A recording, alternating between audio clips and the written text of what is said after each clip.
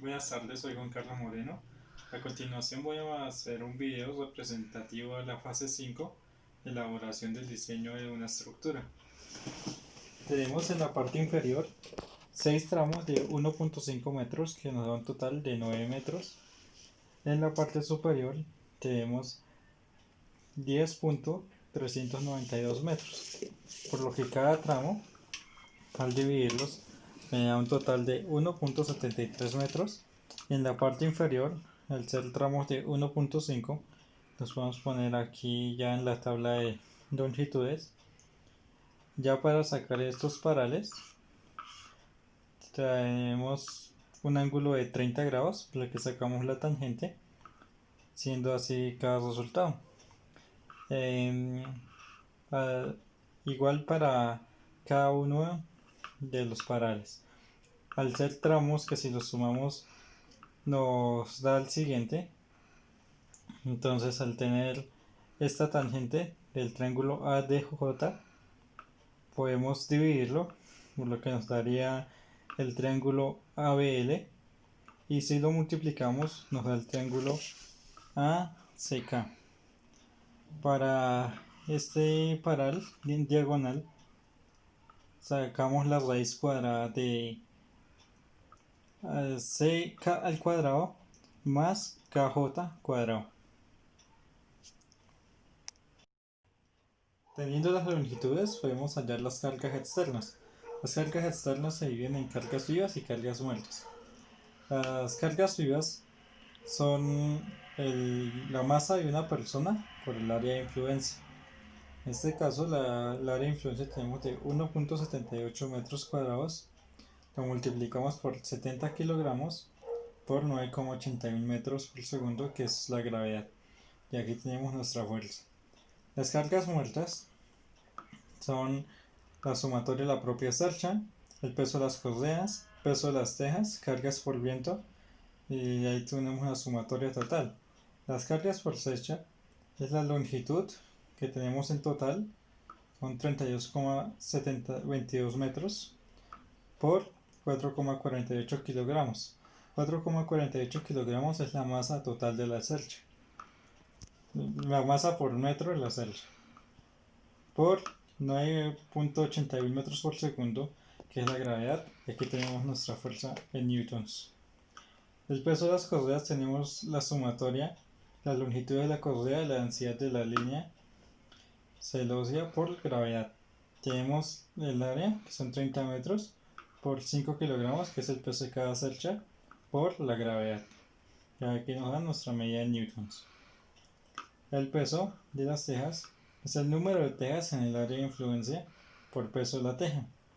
Tenemos un número de tejas, en este caso son 27,44 por 14,75 kilogramos, que es el peso de la teja, por 9,81 metros por segundo, que es la gravedad. Las cargas del viento se calculan por la presión dinámica por el área de influencia. Eso me da un medio, por lo que lo multiplico por la densidad por la velocidad del aire cuadrado. Aquí tenemos la presión dinámica, que es un medio, 1.2 kilogramos, que es lo que me sale de esta ecuación, por densidad por velocidad cuadrado. Y aquí tenemos la velocidad en metros por segundo. Esto es el área de influencia, por lo que me da este resultado en newtons, 1870,68 newtons. Al hacer la sumatoria de las cargas muertas, me da un total de 8.971,12 newtons. Si lo sumamos las cargas muertas más cargas vivas, me da este total. Al hacer la distribución de cargas, sumo los nodos, que son 1, 2, 3, 4, 5, 6, 7. Tenemos 7 y les restamos 1. 7 menos 1. Y eso lo dividimos en el número de nodos que tenemos y lo ponemos sobre cada uno de los nodos. Serían B, C, D, E y F. Al haberles restado 1, entonces las puntas dividimos la carga. Lo mostramos de este modo. Para hallar las fuerzas de cada uno de los nodos hacemos la siguiente operación. Tenemos en A una fuerza positiva que sería en Y y en X. Y en G también tenemos una fuerza positiva, que la tenemos en Y. Entonces tenemos una sumatoria de fuerzas que en X que nos da 0. Tenemos la sumatoria de fuerzas en Y que nos da igual a 0 hacia arriba, está en X hacia la derecha. AY más GY, si lo ponemos al contrario de la ecuación, nos da 30.96 kilonewtons. Al hacer la sumatoria de momentos en A, nos da igual a 0. Sería positivo en el sentido reloj, de forma contraria nos daría negativo. Tenemos las fuerzas que son 5.16, estas son las longitudes de cada uno de los parales. 1.5, 3, más 4.5, más 6, más 7.5. En los extremos, que son en los nodos A y G, tenemos 2.58 newtons más los 9 metros de A a G, menos las fuerzas en Y por los 9 metros, que nos da igual a 0 kilonewtons por metros. Las fuerzas en Y, al ser restada por las fuerzas de GY, nos da un total de 15.48 kilonewtons. Y al restar la ecuación en AY, nos da igual en 15.48 kilonewtons igual a GY. Para el nodo A, siempre en cada una de las situaciones, vamos a tener las fuerzas positivas, es decir, en compresión. Cada una de las fuerzas siempre va a ser positivas, siempre saliendo, o aunque estén comprimidas. Tenemos las fuerzas de AL, aquí tenemos el punto AL, AB, tenemos los dos puntos, las dos incógnitas, por el coseno de 30 grados. Eso nos da una sumatoria de 0. Y al tener en Y, tenemos los 15.48, que son el coseno de 30, menos 2.58, que es la fuerza, más AB y el seno de 30 grados. Esto nos da un total de AB, que es una compresión, vemos que es negativo por lo que es compresión, de 25.8 kilonewtons, y AL de 22.343 kilonewtons. Como son positivos, tenemos una tensión. En el nodo L tenemos en X LK y AL. AL ya lo encontramos acá en este punto, entonces solamente hacemos cambio de valores y hallamos LK, nos daría un total de LK menos 2.343. Ese valor es el mismo que tenemos acá en tensión, entonces solamente lo transcribimos. Y en Y tenemos 0, LB, lo que nos da a entender que esto solamente es una fuerza de amarre. En la estructura, tenemos la estructura, acá tenemos BL, que es la fuerza de solo amarre. Tenemos en el nodo B, en X tenemos BC, que BC lo multiplicamos por el coseno de 30 más BK por el coseno de 30 menos AB coseno de 30. Igual solo sustituimos los valores que ya tenemos que ya hallamos, y esto para X, y como sustituimos los valores solo nos quedaría BC más BK, nos da una compresión de 25.8. y en Y tenemos BC seno de 30 menos BK seno de 30 menos 5.16 menos AB seno de 30. Sumatoria de 0. Y al transportar los valores tenemos BC menos BK igual a menos 15.48. Lo que tenemos aquí que BC está sometido a una compresión, BK también está sometido a una compresión, BC de 20.64 kN y BK de menos 5.16 kN de compresión. Lo podemos ver en la figura. Y para el nodo K también tenemos acá nuestros grados, 30 grados. Tenemos en X KJ menos LK, que LK es lo contrario, menos BK, es el que sale hacia la izquierda, por el coseno de 30 grados. Nos da una sumatoria de 0. Al mover la ecuación, pasarla al otro lado de la ecuación, tenemos el resultado para KJ, que es igual a LK más BK coseno de 30. Esto nos da un resultado de 17.874 kilonewtons, de que está sometido a una tensión.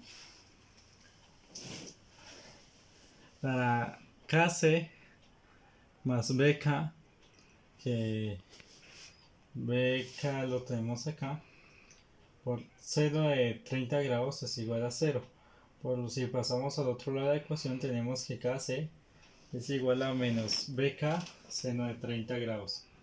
Lo tenemos sometido a una tensión, ya que es positivo. En el nodo C tenemos que aquí esta parte de la estructura, tenemos que en X tenemos el nodo CD coseno de 30 grados más CJ, lo tenemos acá, coseno de 49.1 grados, que lo tenemos en este ángulo, menos 17.875, que eso nos da al pasar al otro lado de la ecuación. Y este es el resultado para CD, que nos da menos 15.472 kilonewtons. Está sometido a una compresión. En Y tenemos CD, seno de 30 grados, menos CJ, ya tenemos CJ, seno de 49.1 grados, que es este ángulo, menos 5.16, menos KC, menos BC, seno de 30 grados, que eso es igual, al pasar al otro lado de la ecuación, a CD, seno de 30 grados, menos CJ, seno de 49.1 grados, que nos da igual a menos 1.58. Por lo que CJ es igual a menos 6.822 kilonewtons.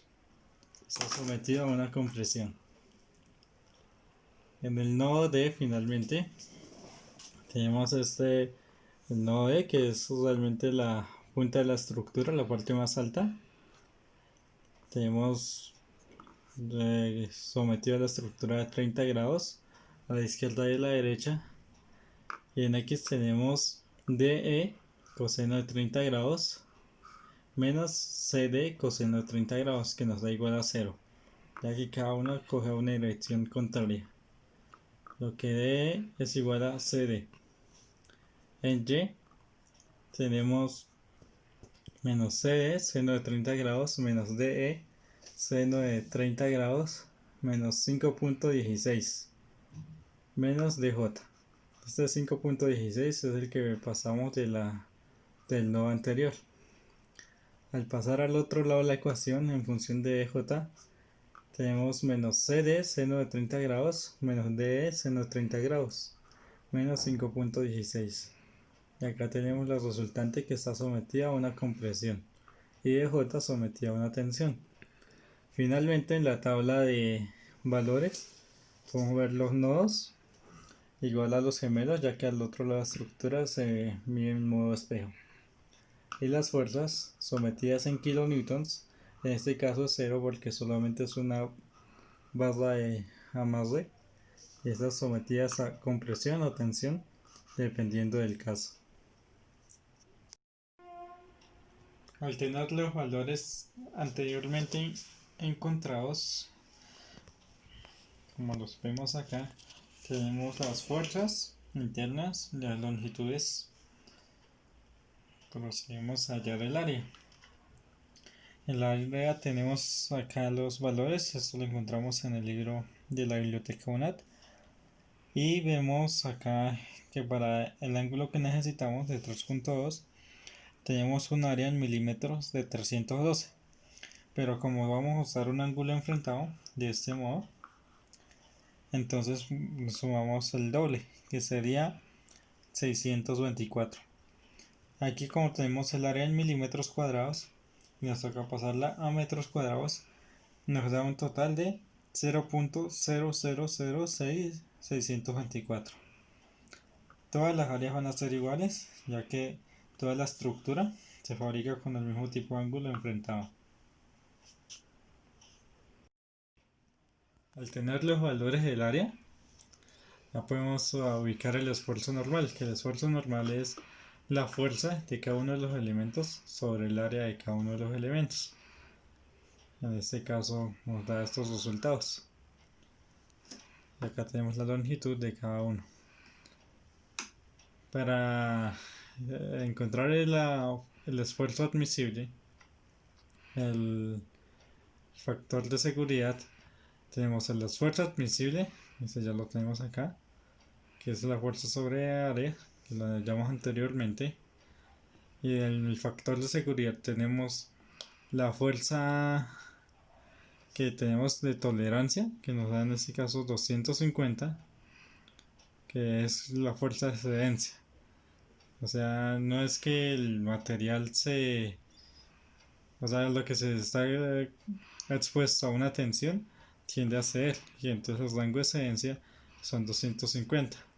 El factor de seguridad tenemos entonces 250 en esta parte, que sería la fuerza en Y, y la fuerza admisible, que es la que habíamos hallado anteriormente. Entonces en este caso el factor de seguridad son estos valores. En el ejercicio de la fase 4 nos habían pedido que no podía ser menor a 3. En este caso ninguno se ve menor a 3. Si fuera menor a 3 tocaría subir el tamaño y el espesor del diámetro para que tenga más consistencia el material y no tiende a ser tan fácil. Luego de hallar el factor de seguridad de los elementos en tensión, hallamos los elementos en compresión. Para los elementos en compresión, pues lo primero que hay que hallar es la carga crítica. La carga crítica se halla mediante esta fórmula, que es pi al cuadrado por la elasticidad por la inercia sobre la longitud al cuadrado. La elasticidad también viene ya de la estructura, o sea, está ligada en el mismo libro. Y la elasticidad está en 200 gigapascales. La inercia se calcula mediante el centroide, hallando el centroide, como se muestra aquí.